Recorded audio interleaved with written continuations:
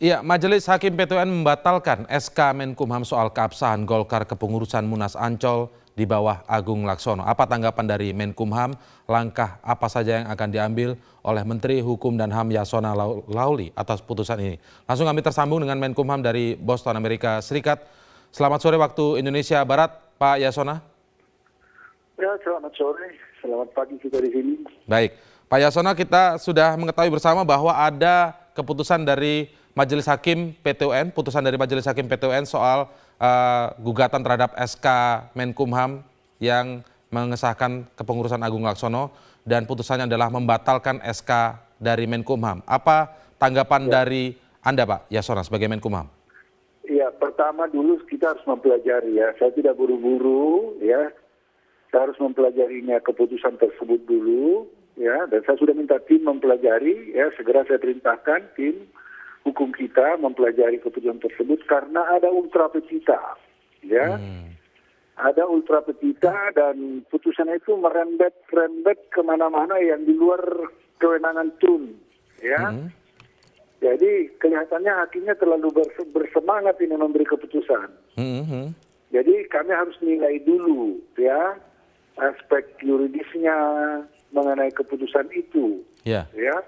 Seharusnya kan pengadilan TUN hanya memutuskan apakah putusan Menteri Hukum dan HAM itu sesuai dengan Mahkamah Partai atau tidak. Dan pengadilan TUN tidak berwenang sampai sejauh itu membedah putusan Mahkamah Partai seharusnya. Ya, dia di luar domainnya, itu di luar kewenangan absolutnya. Jadi memang tidak dibenarkan ya hakim melakukan ultra petita kalau menurut Anda ada unsur ultra petita di sini? Hakim telah memberikan keputusan ultra petita, ya, membalikan ke Munas beliau yang seharusnya 2 kongres sudah selesai, ya. Seharusnya dia hanya berpijak pada apakah keputusan Menteri Hukum dan HAM sesuai dengan keputusan Mahkamah Partai atau tidak, kan itu. Bahkan ada beberapa pendapat mengatakan itu di luar kompetensi absolut TUN. Tapi anyways, jadi ini keputusan saya katakan dalam tanda kutip terlalu bersemangat. Terlalu bersemangat, oke. Terlalu bersemangat dan merembet kemana-mana. Ada apa? Jadi itu itu yang kita mau nilai dan kemudian kalau kita melihat memang dasar yuridis mereka itu tidak kokoh dan apalagi ada ultra petita, ya nanti kita putuskan seperti Pak apa. Yasona, ya? Pak Yasona, bagi publik yang tidak terlalu paham soal ultra petita dan unsur melampauinya, mungkin bisa Anda jelaskan di mana letaknya sang hakim ini melampaui misalnya? Mengembalikan keputusan ke Munas Riau, bagaimana mungkin itu terjadi gitu kan? Itu kan sudah di luar domain keputusan dia. Hakimnya tidak berhak lagi kemudian merembet-rembet ke soal pilkada lagi. Itu kan di luar kewenangan pun. Dia hanya boleh menilai keputusan Menteri Hukum dan HAM itu sesuai Mahkamah Partai atau tidak. Titik, itu aja. Dan itu tidak dimohonkan oleh dalam gugatan dan lain-lain. Kan itu ultra petita. Jadi itu yang saya katakan putusan yang bersemangat dalam tanda kutip, ya. Bersemangat dalam tanda kutip. Jadi mengembalikan putusan Majelis Hakim yang mengembalikan kepada Munas Riau tahun 2009 itu di luar kewenangan. Tidak bisa menurut Anda ya? Dari dulu lah, tapi menurut saya kan ada kok bisa gitu ya. Mahkamah Partai jelas kok gitu. Tidak ada mempertimbangkan tentang Mahkamah Partai, tidak ada mempertimbangkan soal Munas Riau atau tidak. Yang dipertimbangkan oleh Mahkamah Partai adalah tentang Munas Bali atau Munas Ancol, kan begitu. Kita harus tunduk kepada Undang-Undang Partai Politik. Sebenarnya domainnya di sana saja.